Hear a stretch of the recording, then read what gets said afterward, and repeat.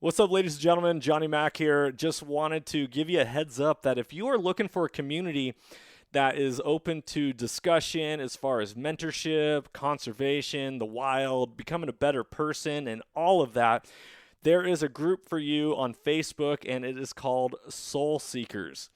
Soul Seekers, we are all about making ourselves a better person. We're all about making sure hunting lasts for generations to come and encouraging people to get plugged in. Whether you are someone who has something to give or someone who needs to soak it up like a sponge, this is a community for you, and I strongly encourage you that if you're on Facebook to join Soul Seekers, and if you're not on Facebook, hop on there just for that group. It is only going to be as powerful as we all make it. And so just remember that life happens for you, it doesn't happen to you, and that you can't outgive good. You can't outgive good, people. I want you to understand that, and I want you to believe it, because when we believe that and we lead with courage and we lead with intention, lives are changed, lives are transformed, just like on this podcast, transformation through primal adventure. Be blessed. Enjoy this episode. Talk soon.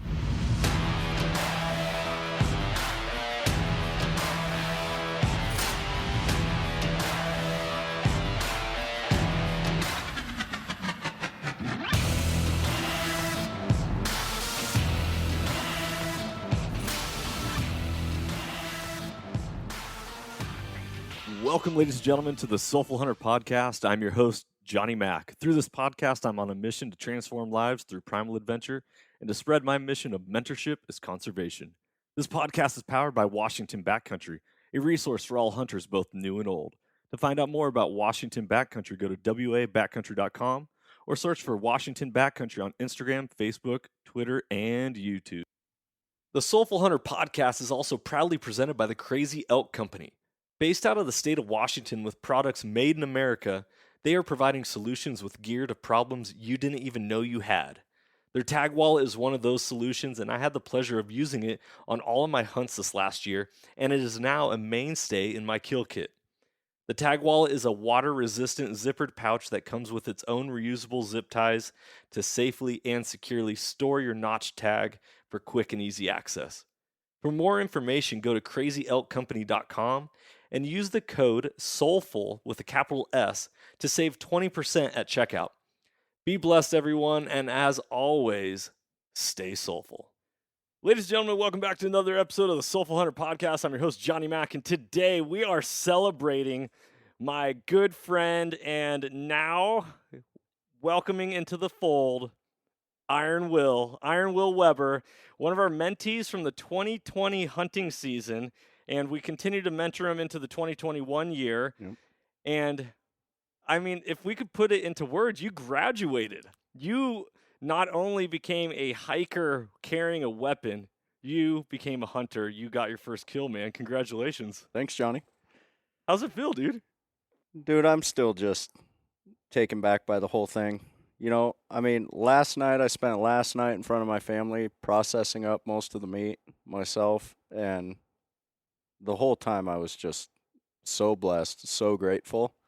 And I cooked up a little bit last night, and Liam got home from kids club. He's my oldest son, and he's involved in the story, so I can't wait to get into that. But he feels semi-responsible for me getting the harvest, and I love it. And it was just great. I love the it. whole family loved it. So. Okay, so for the people who have not heard your story or even seen you on Soul Seekers, because you were on 2 episodes of Soul Seekers, that was your very first hunt you ever went on. It was the first hunt. It was fall, Washington State, backcountry black bear hunt with you and Tony, Commander Clint, and that was my first backcountry trip ever, let alone hunting with a weapon. So that was pretty epic. Okay, so here you are. You made the decision in 2019 to start hunting? 2020? You and your wife kind of have this journey going on. What is it? Tell the listeners all about it. So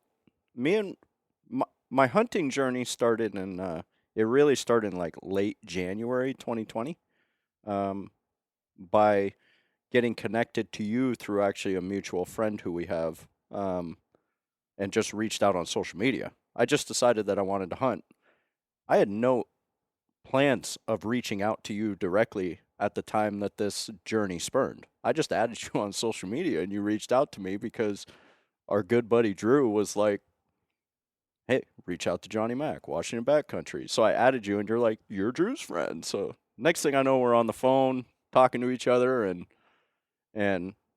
I'm starting my journey in hunting. And, I mean, my reason for hunting, there's several reasons why I wanted to get into it. And it's definitely changed my life, but it's part of the journey me and my wife are on. I mean, we've kind of been building a homestead here in Washington State,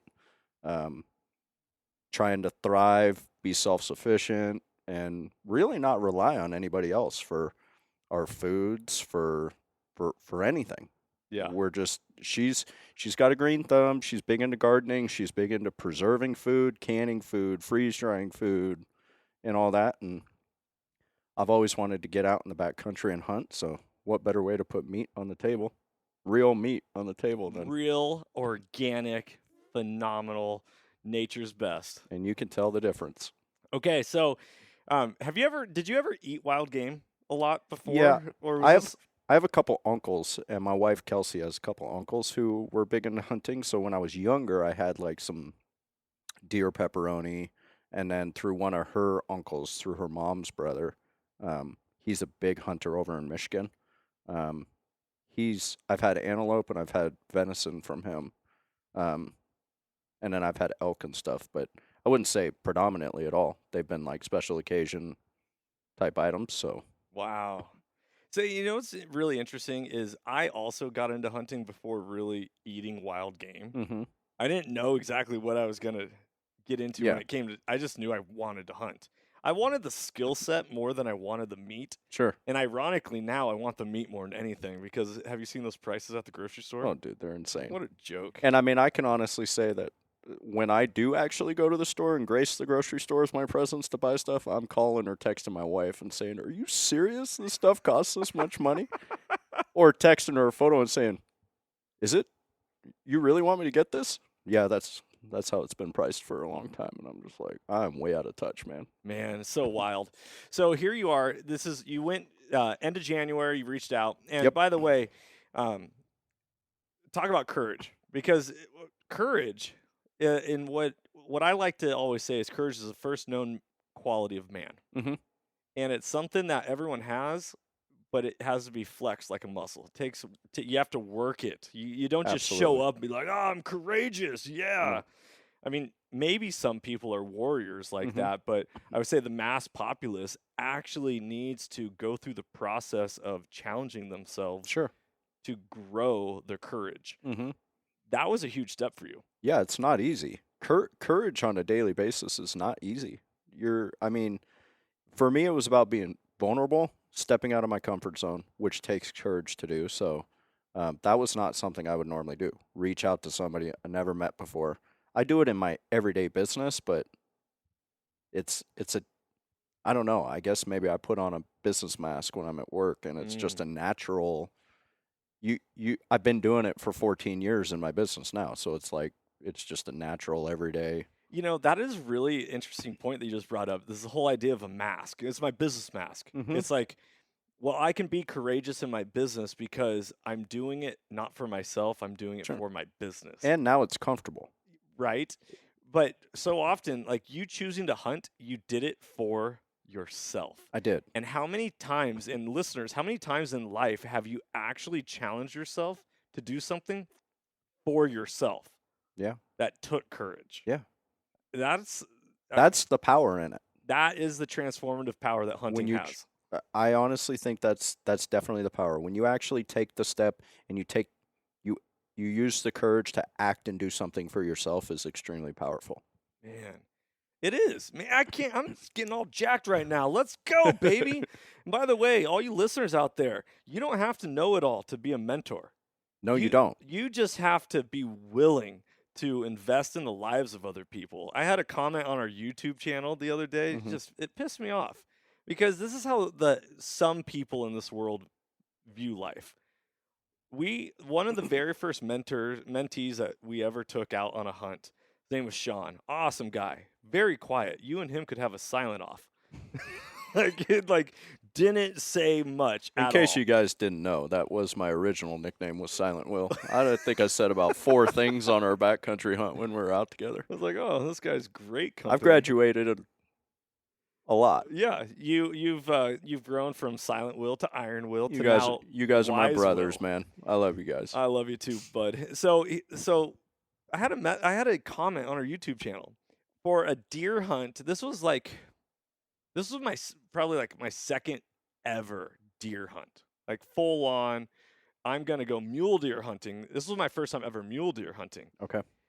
and we film it because I want to film the hunts. I think Sure. it's fun. It's fun to look back on and look at the growth and Even and if just for remember yourself and your friends. right. And you Yeah. put it up on YouTube because you put it up on YouTube.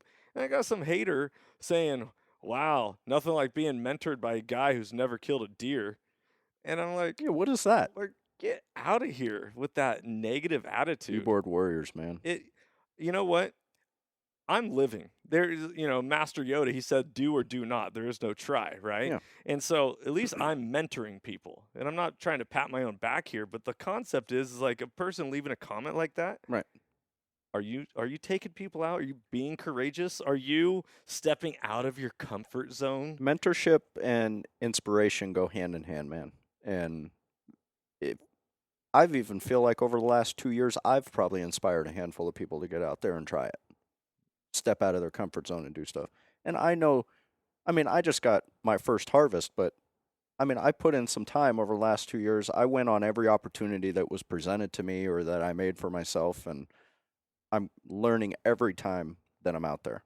And Yeah. I'm failing every time that I'm out there. But I'm learning. But you you're win not- or you learn. But you're not failing because at the end of the day, if you measure it, and this is hunting has so many cliches, just It like does. just like sports. Like, well, it's never a failure if you're enjoying the process or you're learning or you have takeaways, which is true. But at the and at the end of the day, if the goal is to take home meat and you don't take home meat, Right. then qualifying it in that regard, you're Yeah. failing. However, you have a learning process. Well, yeah, I like to say fail forward. Like we fail forward in everything. It's not failure is a thing that is dude, it has been a hard thing for me to come to grips with in my life. Like I seek to do everything the best. I seek to be the best at whatever I do. I put 100% effort into everything that I want to get involved in. So not succeeding, whatever that level may be, getting a harvest, learning new things or whatnot, we come back unsuccessful, but I come back fulfilled every time that I come back. Sweet. Less than failure. I come back full. I love that. I'm gonna put a little analogy on there because what you said, failing. What say it again? Fail forward. Fail forward. So when I used to coach football, I would talk to all our running backs. Mm-hmm. And there's this one running back, he loved to turn his back to the tackler. Instead of putting his shoulder down, taking his thigh pad and ripping it right through his forehead and taking a couple extra yards after the tackle, Give himself up. he'd give himself up. And it drives me, just as a coach and as a metaphor for life, it's like, are you kidding me? Yeah. Stop surrendering. Right. Where's the courage? Going Right. back to that courage aspect. Absolutely. And so I was like, no, every time you get tackled, you fall forward. Mm-hmm. Fall forward. Get an extra yard. There Get you an go. extra 2 yards. Get an extra half yard. Whatever it is, reach that ball out. Mhm. Progress. Make forward movement. And we made it to the state playoffs that year. We had 2 losses. This is when I coached for Ellensburg High School. Mm-hmm. We had 2 losses check it. We had 3 losses that year. Okay. Okay. We were a state playoff team. We had 3 losses to 2 teams. One was to Jake Locker Mhm. in Ferndale, Well, there you go. and the other was to Kellen Moore in Prosser, which was in our league, and we Sure. played them twice, Mm-hmm. regular season and first round of the playoffs. Both those guys played in the NFL. Yeah, they both went pro. Yeah. Mhm. So, that was pretty fun. But the whole point is like fall forward. Mm-hmm. Don't be laying on your back. Don't be a wet noodle. Don't be a wet noodle. Don't be a wet noodle. And Yeah. that goes for life, man. It does, absolutely.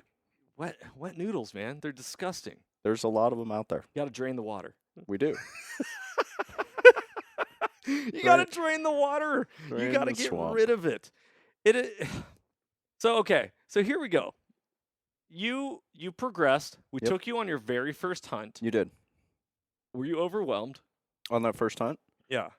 Yeah, I mean, if anything, I was overwhelmed by the constant amount of talking that was going on during that Dude, hunt. it's horrible. You guys are just a bunch of... No, I was overwhelmed. I didn't know any of that. It Yeah. was first everything.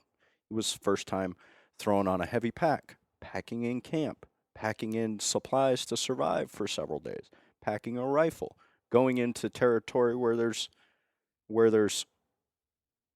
wild animals, and I'm not talking rabbits and stuff. I mean, there's bears and cougars and deer, Lions, and tigers, and bears. Oh, man. My. It was comforting having three guys that, even though I didn't know them really well, even though I had spent some time with you guys before, like, I felt comfortable out there with you guys. Mhm. Which, we talked a lot about that.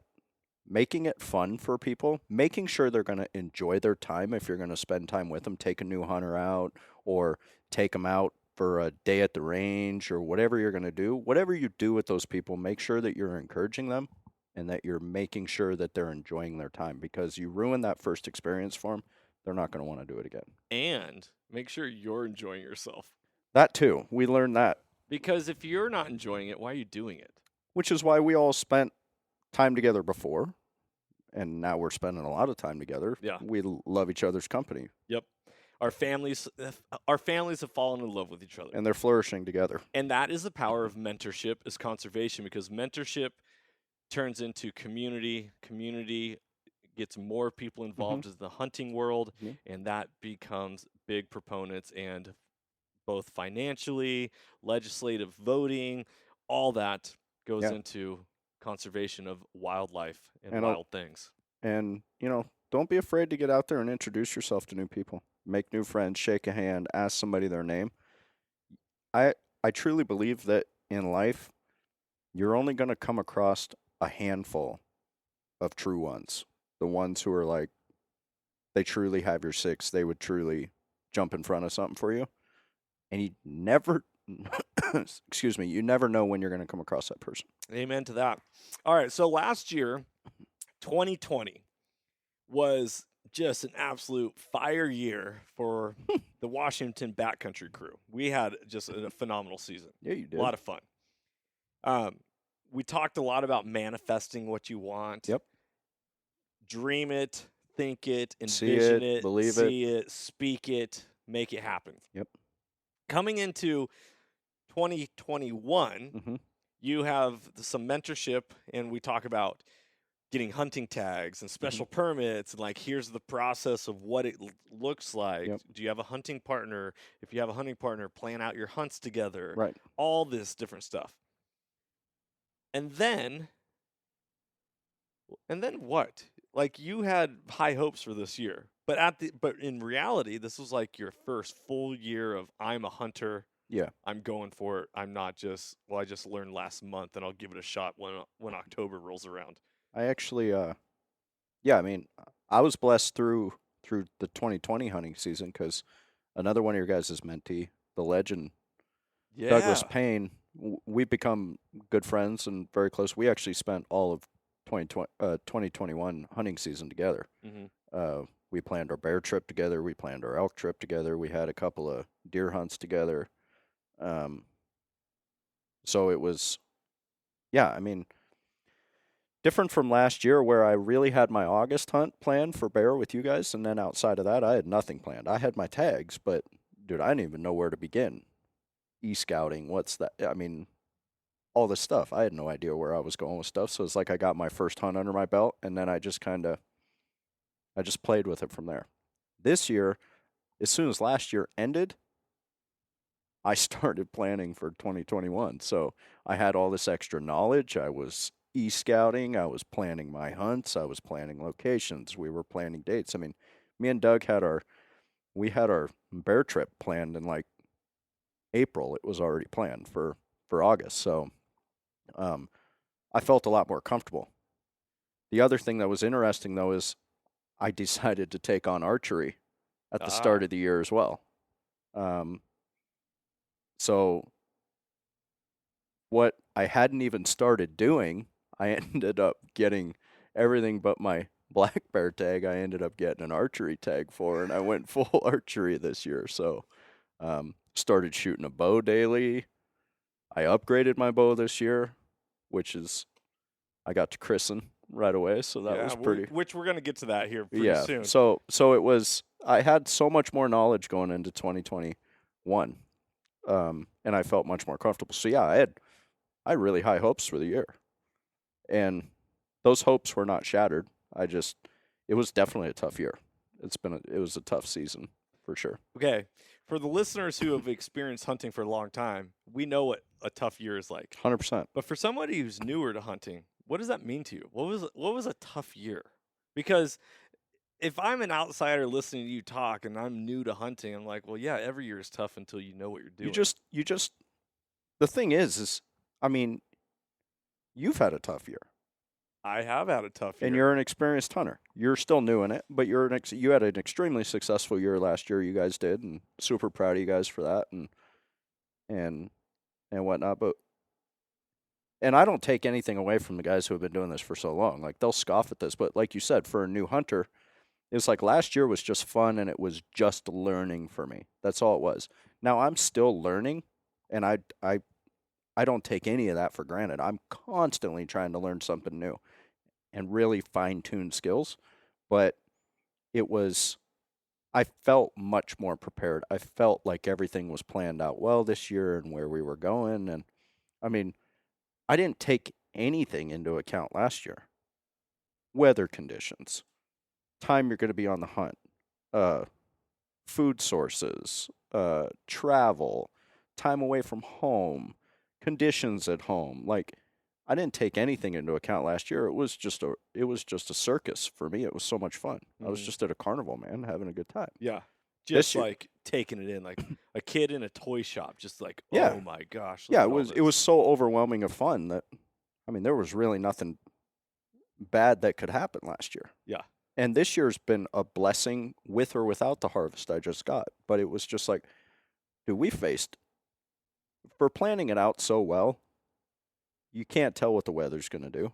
Yeah. And I just feel like every hunt we went on this year, we just got conditioned out. Smoke from the fires in August. Our bear hunt, we had a 5-day bear hunt plan. Knew the area real well. All that. It just happened to be the second heat wave that we got this year. So we're up at 5,600 feet, 5,700 feet. It's 97 degrees out. And the first day was beautiful, but it was hot, really hot. Berries were in. We get up to our spot, no sign of wildlife anywhere. But the berries are in, so I'm thinking the bears are coming, right? Like, this place, we saw like 8 of them last year. Totally cool. And we didn't see anything. We packed camp all the way in. Wake up the next morning, I can smell the smoke, so I know when I get out of the tent, even though it's still dark, that we're socked in by smoke, so visibility is going to be terrible. We end up packing camp back up and bailing out of there. We hike all the way back out. We're way back there. We hike all the way back out. Do you think you made the right decision on that? No. I know I did. So learning lesson. Lesson learned. I learned a lesson. Woulda, coulda, shoulda. You left early. You left early on a hunt. You never know what's going to happen. Now you never know what's going to happen, and I'll touch on that one when you're like, do you think you made? Listen, we ended up just packing out. We went like an hour down the road. Now, when I say an hour, it's not that far distance-wise, but we're on Forest Service roads, so it took forever to get to the next spot. But we weren't that far away. We essentially could see where we were hunting from where we went, and we saw a bear when we went to the second spot. Bumped it. It was out of there. Couldn't get a shot. And then I didn't see another thing because we're up at 6,000 feet up on a ridge line, and they're just sucked in by smoke, and it's hotter than hell out. So it's like we're just sitting up there baking all day. Mm-hmm. And we ended up bailing off of that. So it's like, yes, we did see a bear. Super cool. Got it in the crosshairs, but it was running, and I was offhand, and there was no way I was going to get the shot. But looking back, it ended up cutting our hunt short. I wish that we would have stayed at the other spot because it's a beautiful location. There was other areas there that I could have gone and explored that weren't the hillside that we were hunting that I could have accessed from camp. And the camaraderie was good. The campsite was beautiful. We had water, all that stuff. Like, we should have just stuck it out and we should have just built some memories, and that was our first hunt of the year. And we did do spring turkey, but that was the first hunt of the year. And it set the tone, I feel like, for the rest of the year. As soon as we bailed, it seemed like, as soon as we hit conditions, it was just we were done with hunts. Mm-hmm. We planned 4 days. We'll go out. We get, elk. We got rained on torrentially. You guys were there. You came in late. We had elk camp. Torrential downpour. We were all camped out in the tent. We did all go out, and you guys went out and got soaked. We went out and got soaked. Smoked some grouse, though, on that hunt. But you elk, smoked some grouse, but the elk were few and far between. Right, they were few and far between. The conditions weren't great. It was downpouring. We're all soaked. And the camaraderie, again, though, was excellent, but it cut the hunt short. I just feel like it kind of set the tone for the year. It's like, well, it doesn't look great, so let's leave. Well, let's talk about the cutting the hunt short, because there's a lot to be said. And if conditions aren't right, conditions aren't right. If you need to be able to see so you can glass, that is one thing. Yeah, makes sense. However, you're never going to see something when you're at home. You're not. That's 100% guarantee, right? Yeah. That's like in baseball, you miss every pitch you don't swing at. 100%. Right? So when it comes to this idea of cutting the hunt short, why? Why? And I don't want to adopt that mindset. I talk about it in business, right? It's attitudes, right? A really good attitude is contagious, and a really bad attitude is cancerous. And it brings the whole team down. Mm-hmm. And it's just, I don't want to, hunting is hard. That's why they don't call it killing. It's hard. So many things, as I saw with getting this deer harvest, have to line up. It's not just, I just planned the spot real well, and I know there was animals because I was there last year, and I saw them. I just didn't get them. It's like so many things have to line up. Timing, weather conditions, where you are at what time, food sources, wind. Everything. Well, you're also dealing with free will. And free will. And that's one of the really interesting things that I feel like people often forget, because in hunting, now granted, I don't have the luxury currently to go out on 10-day hunts. Sure. Or week-long hunts, right. even for that matter. So it's a 3-day or a 4-day hunt, unless it's in August before school starts. But a lot of times is people will say, who are experienced hunters that are like consistently killing animals, is they'll be like, well, you got to put in your scouting and you got to pattern these animals and all this different stuff, and you make your own luck. Sure.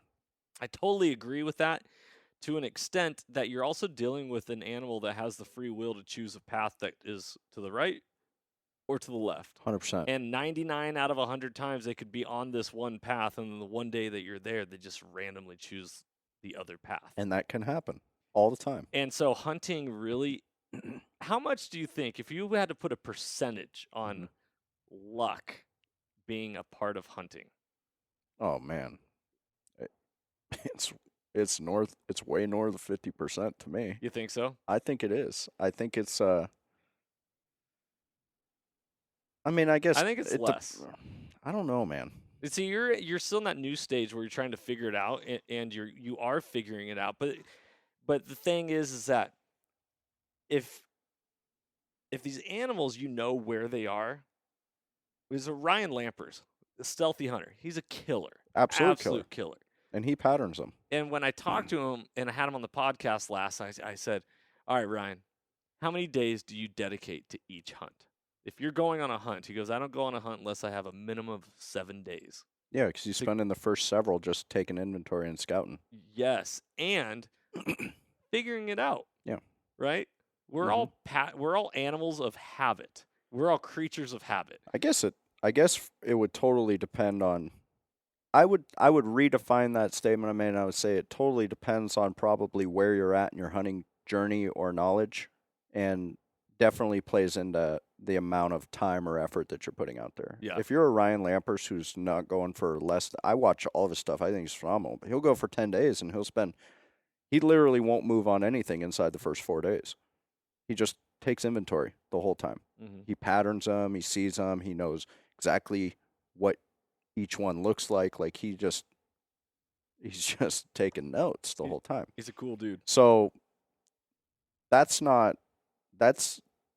knowledge and power and effort and stuff. You know, for me, I'm still learning new areas, e-scouting new areas. So I pick a spot on the map. I don't know if there's animals there. I've never been there. So I go and check it out. I'm still learning, wind and thermals, and I'm learning so much stuff still that I feel like for me, it's like right time, right place. So I feel like there's been an amount of luck, which I do feel like my archery deer I took this last weekend was right place, right time, and a lot of things had to go right for that to line up. So I don't feel like, now granted, where I got it, I knew the deer were there, but catching them at the right time, in a shootable location. It was like, I feel like maybe that view is tainted a little bit because I feel like mine was practice, because I still had to make the shot, and it was a bow shot, and I still had certain processes I had to go through to make sure that I was, made the right moves and made an ethical shot and did all this stuff. But the timing of it and just how it played out, I feel like I got lucky. Now I'm blessed. Check this out. I'm gonna jump in here because I actually had the exact same experience on my very first kill. Why Washington backcountry is called what it is because I was so deep into the backcountry, Sure. Killed my first animal, black bear. I didn't even spot the black bear I killed. Sure. My hunting partners didn't spot the black bear I killed. Some random hiker screamed and was like, "Oh, there's a bear right there." Mm-hmm. And everyone was like, "What?" I didn't even think it was real. And the other guys, they couldn't get on it. They didn't see it. I saw it, and then I chased it down. I grabbed someone else's gun, 2-shot. Thank you, bro. Shout out to you. You're an awesome hunting partner. I chased it down to my Birkenstocks, and I freaking shot this bear. And it felt phenomenal. Yeah. And then after I processed the animal, field dressed it, sitting back at camp, reminiscing about what just happened, I didn't feel like I actually hunted the bear. There you go. And I didn't feel like it was me being a hunter and being like, I think this vision of what people think, preconceived ideas of what they think hunting is like this native primal stalking of an animal. Yeah. And then it's like, I tracked it. I listened for hoof beats. I put my ear to the ground, like, tasting the wind, whatever, like jokes aside, like this concept of like, I'm in pursuit of an animal, whether I know it's there or not, and I can find it and then kill it. There you go. But at the end of the day, hunting is you putting yourself in a position. It is. And then you could just take a seat in the woods and you never know what's going to walk by. Is that luck? Or is that you being in the right position? Yeah, that's being in the right place, the right position, yeah. So I had some feedback from my hunt after I killed that bear, and I was like, man, I don't know if I really feel like I hunted. Like, yeah, I killed the bear, but did I hunt the bear? And they're like, dude, you did everything you needed to do. That was your bear. You were there. I was there. I did everything I needed to be to get into the position in order to shoot the bear. So there you are. You're just changing my whole philosophy right now, man.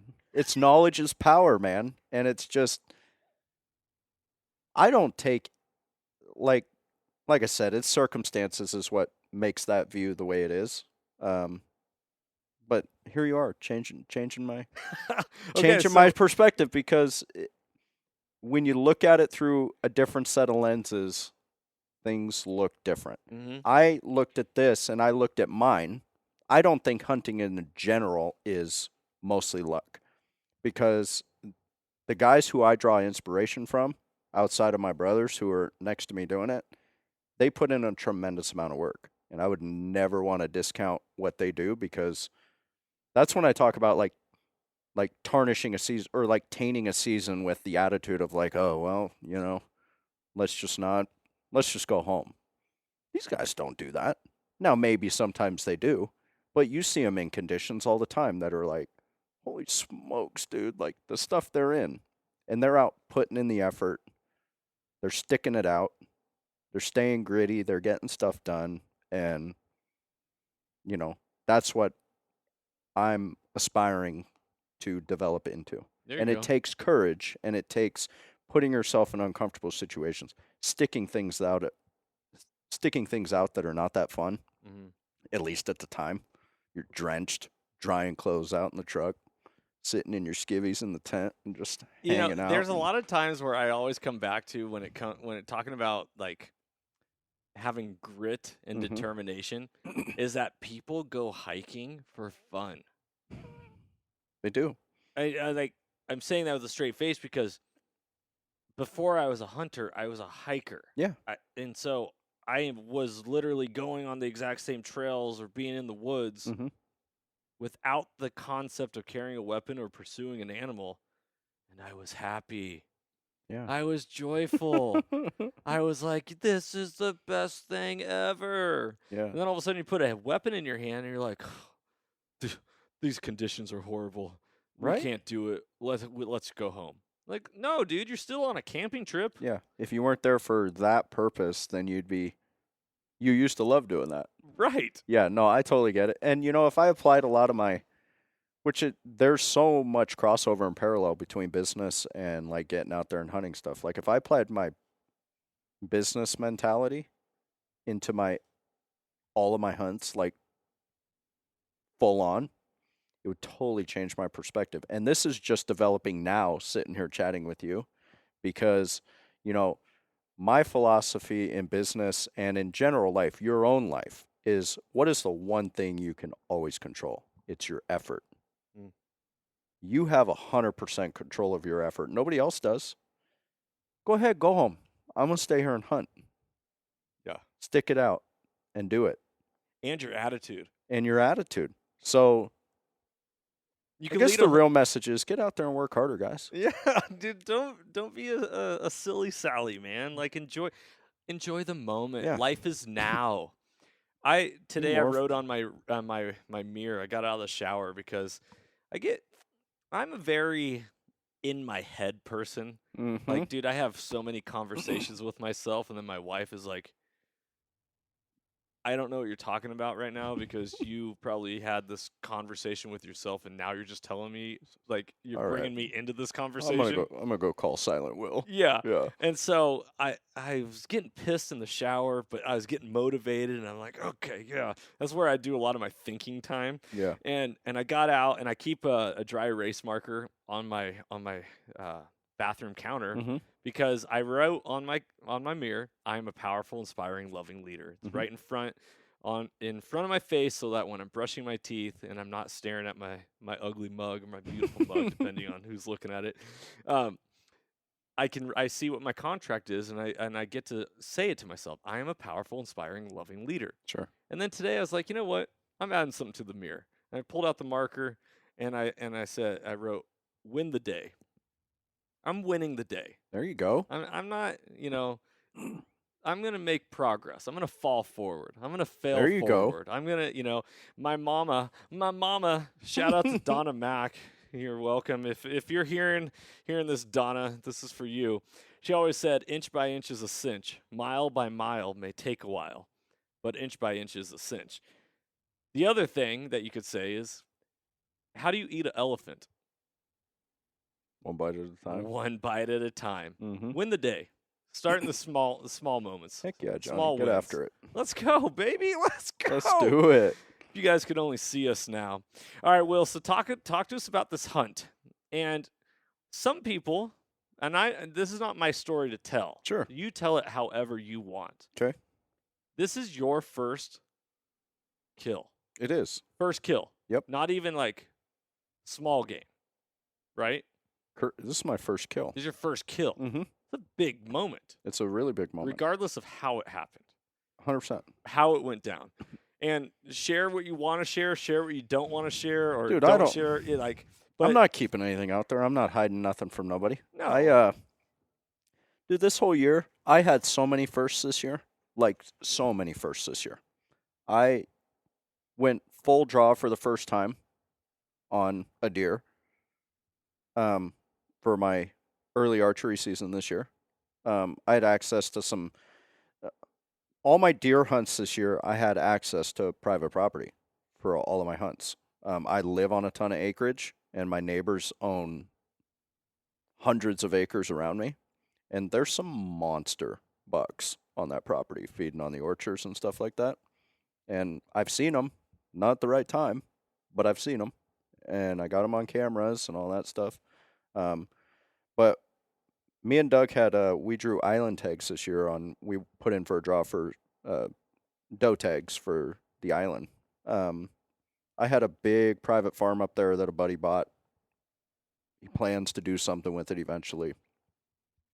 And he's like, dude, loaded with deer. There's some bucks out here. Like, you're welcome to come hunt it. You're the only one. I'm not letting anybody else hunt it, but you're welcome to come out. And I was like, cool. So I went out and did that. And I went full draw for the first time on a deer. And I also went full draw and sent one and missed on a deer. Judged the wrong distance because it was light enough to get a range. It was first shooting light, but the deer was working its way out of the orchard. And first time doing it. So I just nerves hit and spiked right away. And I just guessed and I put the wrong pin on it and I sent it over its back and into the pond on the other side. So that was like, talk about first, that was a defeating moment. Now, it was a very learning moment, and I was grateful for the opportunity. But it's like that first one, it's just like, man, the opportunity was there. I went through the nerves. I channeled. I felt like I did everything right. And all I did was just roasted an expensive arrow, and it's gone, and the deer ran out of my life, right? So me personally, I couldn't help but just feel a little bit like, oh, man, hope that wasn't the only opportunity that I was going to get this year, The opportunities, what you make of it. So the island hunt kind of expired, and it was tough getting out there. We went out 3 or 4 times, and it's just tough to make a trip out there, ferry rides and stuff. So I put most of my eggs this year into my bear hunt and my elk hunt, because I love hunting bear, and I'm fascinated with elk, man. I want to hear one rip a bugle in the dude. I so badly want to. First year calling elk and doing all that stuff. So a lot of firsts this year for me. Skinned my first coyote this year, which people will get to see. I didn't shoot it, but I got a learning opportunity skinning a coyote. You roasted that thing, so yeah. It doesn't matter what hunt it is if you see it was an opportunity to learn. Yeah, that's right. We weren't even together. We were on the hunt together, but we were split up at the time in 2 different locations. And when it came back, you had it, and you're like, "What a great! You ready to get your hands dirty? Like, great opportunity." So I got to skin my first animal, which paid dividends this last weekend, even though it was much smaller and different, but principles applied, so it was fantastic. I had permission to hunt the acreage around me for one of those bucks. Now, granted, in that unit, keep in mind it's any deer, so doe, buck, doesn't matter. And I had a blind set up, and I had camera set up, and I had a couple of decent bucks on my camera. Not the monster one. He wasn't. He was on earlier in the season, and I never saw him. But So yeah, I was all jacked up for late season archery, man. I had my blind, deer are popping up on the camera, like they're clearly running through this channel where I saw some beds and some sign and stuff, and I'm like, sweet. So I go out there. It's like second day into late season archery. I go out super early in the morning, all suited up, dressed up. Keep in mind that I hurt my back like several weeks ago, so like I hadn't been firing my bow, and I had been shooting it a bunch before that and got it all dialed, but I hadn't even drawn my bow in a little bit, and but I was feeling good, so I like got up super early, went out there, walked all the way back there. My blind's gone, just gone, and I'm like, what the hell, man? I don't know if it blew away in the wind or if somebody went back there and took it. I don't know. It's private property, so I don't know what happened. So that was just like another conditioned out, just like wind took my blind away. What else can happen? Like an Eeyore moment. I was talking with you, and I was like, well, I mean, I can tuck back in here and I could sit back here, but it's raining, it's windy, it's cold, my back's kind of sore. Like, easy to come up with excuses. home's right there, Uh-huh. right? Home's walking, it's right there, and so I didn't sit out there. I turned my focus. I felt blessed for the year. I had a great time. Actually had a elk hunt planned, a late season elk archery, which I have a tag for. My buddy Doug's got a cow tag for that. And we were supposed to be hunting this last weekend, but he's been super busy with work and travel schedule and whatnot that I don't know if he's going to get down for it or not, but our hunt didn't pan out. I have some other business ventures and some things I'm working on that I poured my attention to Friday evening and Saturday, this last Friday evening and Saturday. So I was down doing some remodeling on my in-laws' place, and we have a pretty big property, and we got chickens we raise, meat chickens and egg layers and all that stuff. And this time of year in Washington with the rain, things get pretty muddy, so we lay wood chips and stuff. Well, I had a guy drop wood chips. We have a chip company come and drop wood chips at our house. I was gone Friday evening. My wife was gone Friday evening. This guy comes, he dumps them, and he's blocking half of my driveway. And just did a terrible job dumping these chips. So I stay down at my in-laws. My wife's back home. My son's down there with me. Liam, my 7-year-old, he's down there hanging out with me. I'm doing some work, remodeling some stuff.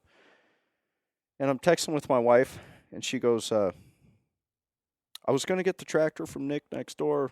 The wood chips are blocking the gate. Like, I don't even know if you can pull in and stuff. And I was like, no big deal. I'm going to work hard down here. I'll be home before dark. This is Saturday. I'll be home before dark. So the wood chips was like event number 1 that happened that transpired into me being there when I did for the purpose.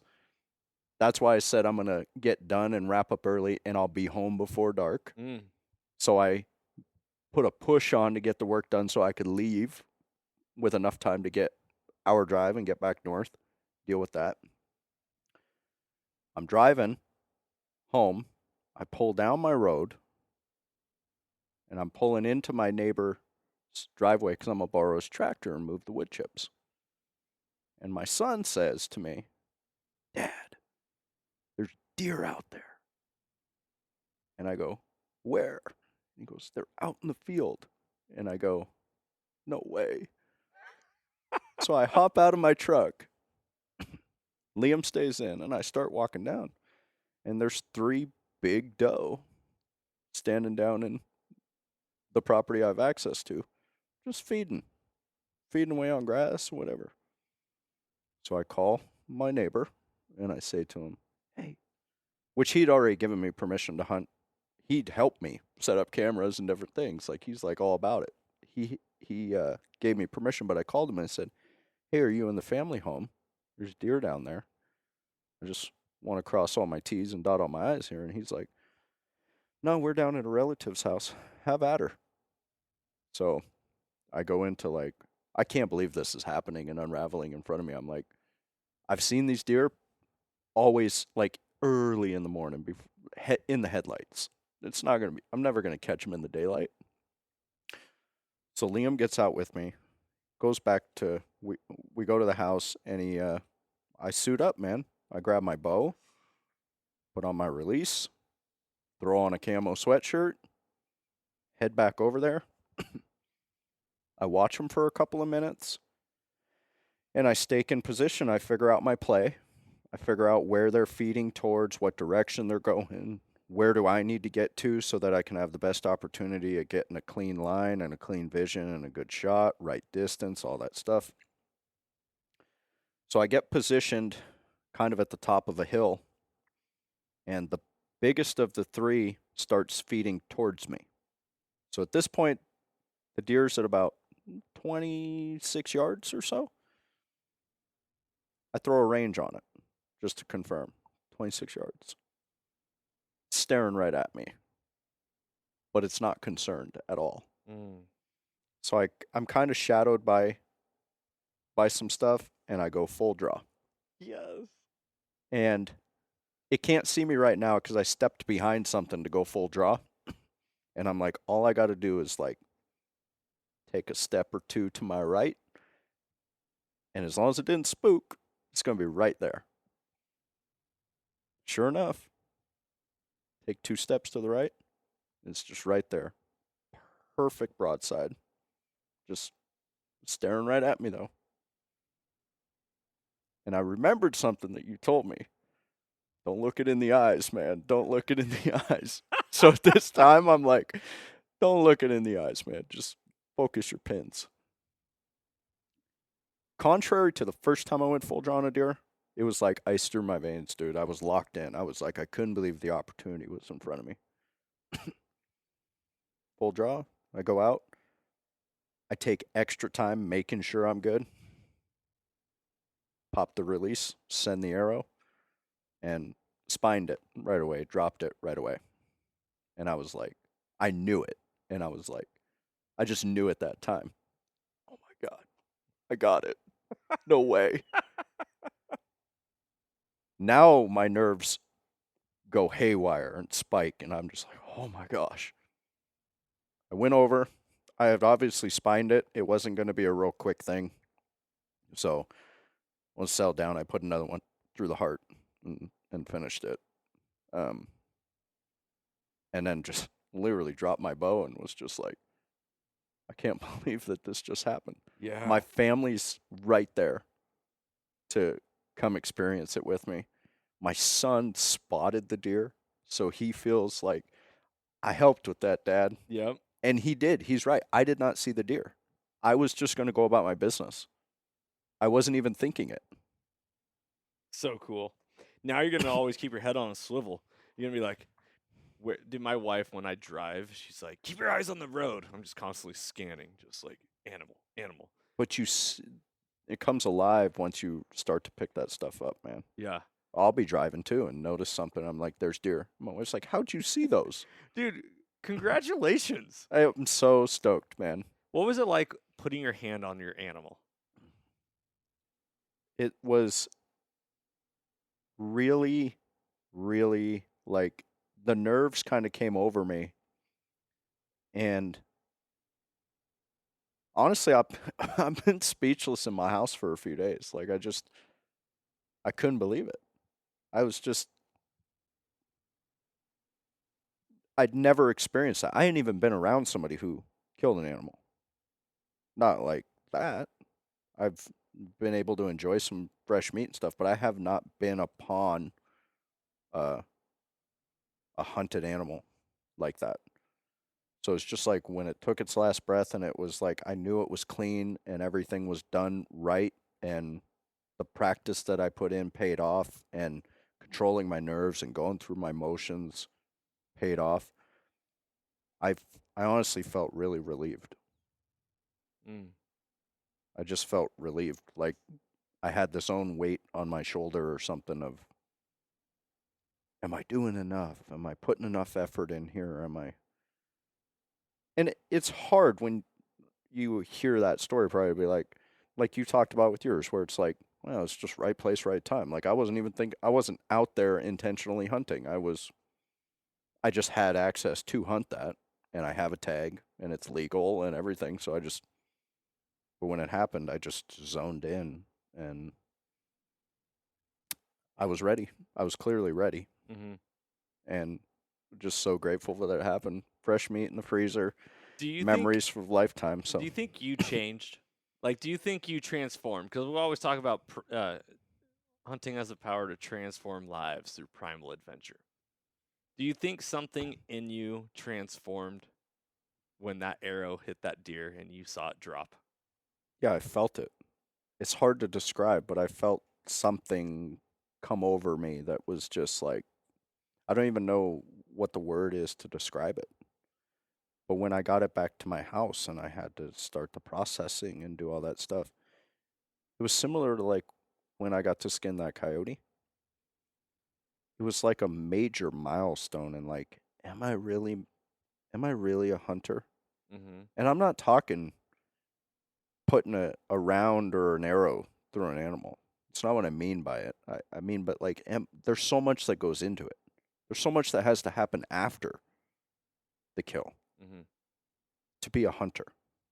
Yeah. You know what I mean? That's a great way of putting it. There's to be a hunter, there's so much more than just squeezing the trigger or So much sending more. the arrow. And it's before and it's after. And until you check those boxes, like there's the whole, can I kill an animal?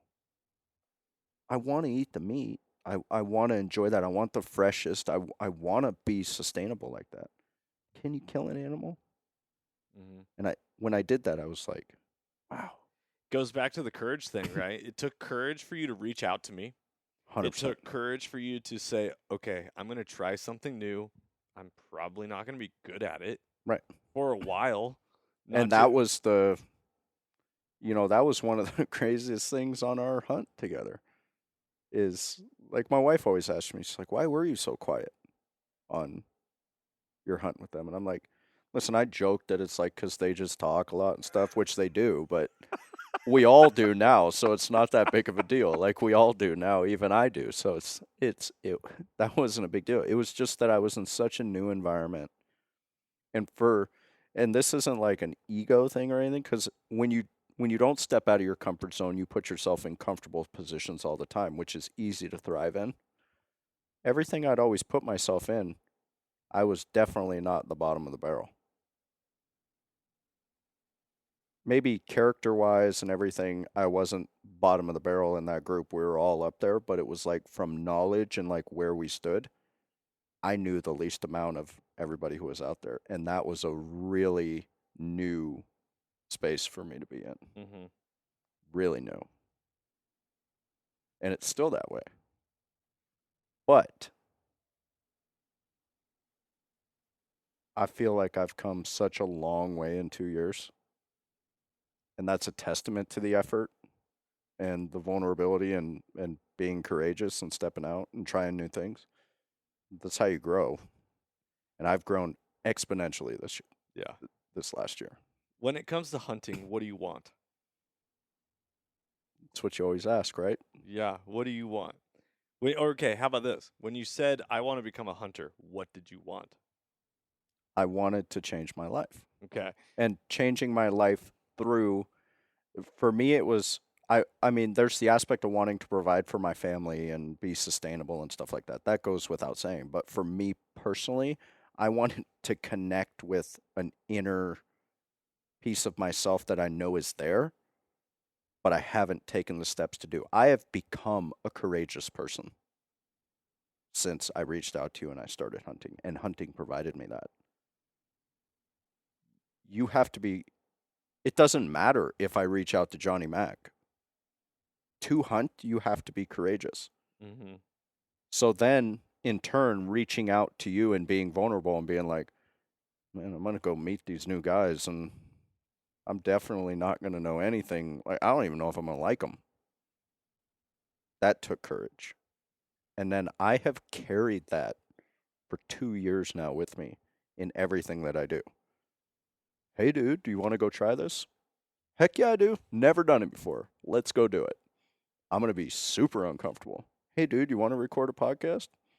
Never been a big fan of being in front of a bunch of people. Sure, let's do it. being vulnerable, being courageous. Hunting gave me the power to connect with a side of me or even build a side of me that I wanted to build that I think provides so many more opportunities for me in life. Because your son was with you on this hunt, and hunting for you. By the way, if you guys want to see Liam, he's actually on episode 4 of Soul He Seekers. is. He's a stud. He's my little mini me. Has hunting bonded you and your son more? He went through hunter safety this year, online version, and he can get tags. He's a licensed hunter now, and he loves it. He got right in there with me. He's not scared of it. He got in on the processing. He watched the whole thing. He's like, for the last 2 years, he's been creating his own little paper animals and drawing them, and he goes out and he creates these entire staged sanctions out in the yard, dude, and he puts the animal somewhere, and he builds blinds and bunkers out of bushes and stuff, and he smokes them and he cooks them on his grill. That's awesome. He loves it. It reminds me of, you ever seen the movie Half-Baked? Oh, yeah. You know, where they're going through the different types of smokers, Mm-hmm. and they're like, then there's the dad in the room next door smoking a bowl, trying to figure out how he can bond with his son while his son's in the other room smoking a joint, being like, oh, my dad, you know. Hunting is that. It is. It is the bond. It is the is. glue of society because it's primal. It is in the soul Mm-hmm. of humanity. It's just a matter of whether or not humanity wants to acknowledge it or open the door to it. Correct. Man, powerful. It is powerful. Powerful. Let's go. Freedom. All right, everybody. I hope you guys enjoyed this episode. You are going to hear a lot more from Iron Will, the man. He's not going to be so silent. You're going to hear Wise Will come on the podcast a whole lot more. I've invited him on for 2022 to be more of a recurring guest and even a co-host and even what is it? What is it when someone, like, let's say, goes on vacation, they need someone to fill in? Like a guest host. Like a guest host. Yeah. So you might even hear Will guest host this podcast a little bit more, because if you don't know by now, Will is a soulful dude, and this is a Soulful Hunter podcast, which means it's time to transform lives through primal adventure. We're going to do it together. That's right, baby. Less is more, but more is more, and more is awesome, and America is awesome, and that means it's time to freedom on. And as always, everybody, stay soulful. If you enjoyed today's podcast, I'd love it if you could go ahead and give this a rating as well as subscribe. Also, you can check us out on Instagram under the Soulful Hunter Podcast. Make sure to tag us in pictures and posts and use the hashtag Soulful Hunter. To find out more about the Soulful Hunter Podcast, go to soulfulhunter.com and be sure to follow the podcast, as we are going to be bringing you a lot of great information, insight, and changing lives through primal adventure. I look forward to connecting with you on the next episode. Stay tuned and stay soulful.